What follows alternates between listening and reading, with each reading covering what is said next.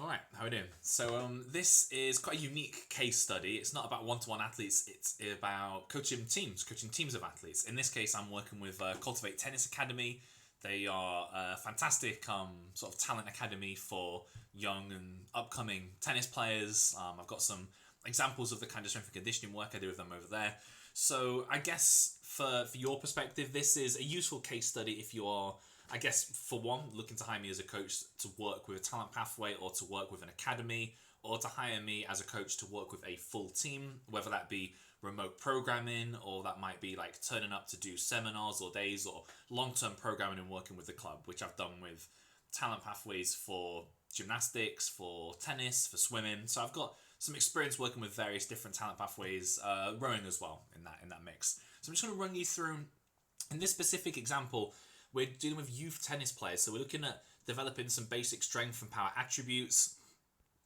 This is, let me see. I think for the sake of youth protection, I won't use specific names, but this is a young athlete who we've worked on his trap bar deadlift to build some lower body strength. And what we're doing in this specific exercise is we're combining it. So he's going to finish his strength exercise and he's going to go straight over to a paired, what you call like almost a plyometric or a power type exercise. So he's going to do this underhand medicine ball throw straight overhead.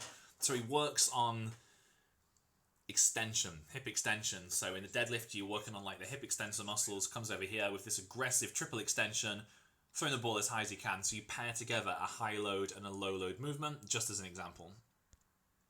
Let me have a look over here. Over here, we have a similar kind of structure. So we have the same athlete performing some heavy bench press and then immediately supersetting that with some explosive medicine ball throws. So you have some heavier load work and then you have some more explosive power type work. Just an example of some of the stuff we've done. And again, a lot of training, a lot of strength and conditioning for youth athletes. It's basic, it's simple, there's nothing too complicated. So here we have another athlete just performing some chin-ups.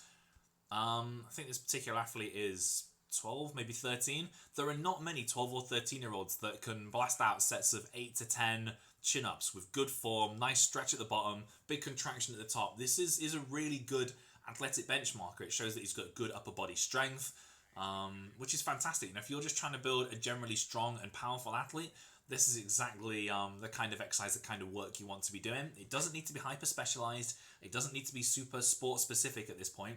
It just needs to be teaching your athletes to move well, to learn the basics of strength exercises, learn the basics of power, and that's exactly what we applied with this club. Over here, we have some power work. So we're working on a nice explosive jump, absorbing forces and getting over the hurdles. As you can see, that athlete is clearing them with like miles of space in between. I mean, he could easily progress these, and I'm pretty sure we do progress these on, but he's clearing the hurdles with a good foot above each one, so he's got plenty of scope for improvement.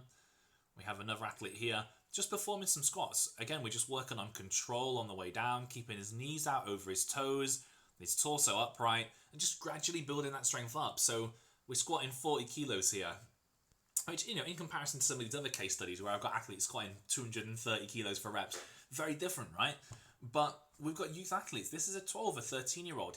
When he came into the gym, he'd done bodyweight squats before. He'd never done any kind of loaded squat. So we used an 8-kilogram kettlebell and then a 12 and a 16 and a 20. And over the process of months and months and months and months over the course of a year, he built up and then ended up around 40 kilos for his sets, which is phenomenal. It's a big improvement, you know? And that's exactly what you're looking to do.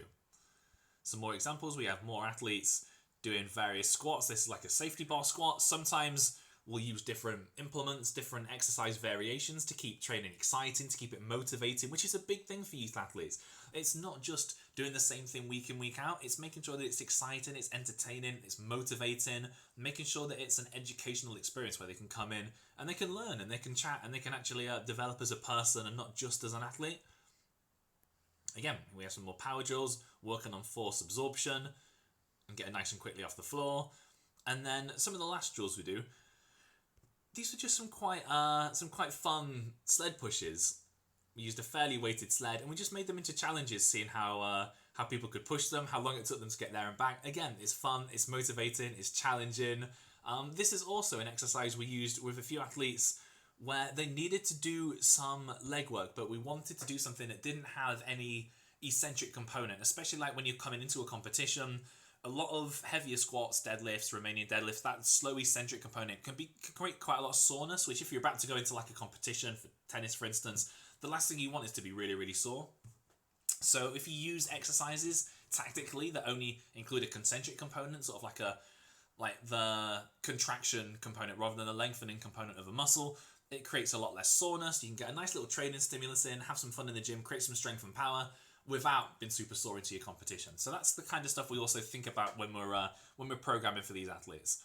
And that's it for the most part. That's just a few videos, a few examples of the kind of work that I would do with youth athletes, or the work that I did with these youth athletes in this setting. And you're only getting a snapshot. Of course there are different power exercises, there are injury prevention exercises, core training work, there's various other strength exercises going on in there. But I just wanted to give you a general sense of, okay, these are some of the exercises we might do. This is what the general approach might be, which is keeping training fun, keeping it engaging, keeping it motivational, helping youth athletes to learn the basics of strength and conditioning and to perform it well, to perform it safely and effectively, and to develop and build that strength over time in a progressive manner that doesn't interfere with their sports practice. So hope that just gives you a little snapshot. I'll try and get a few more of these uploaded with some of the other teams that I've been working with, and just give you a general sense of what the process might look like. All right, I'll catch you in a bit. Hope that gives you a little overview.